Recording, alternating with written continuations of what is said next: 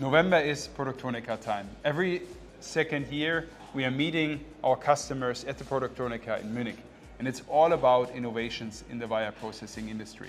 And we are really showing the latest and greatest innovations at the booth.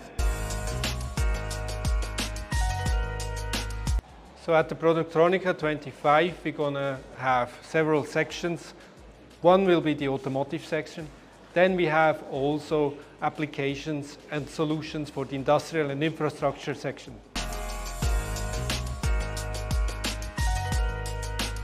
We are celebrating connections. It's absolutely vital for us that we talk regularly to our customers. And for sure, we are visiting them at their sites. We are regularly on site with our customers, and we are active in more than 60 countries. So our customers can expect that we visit them.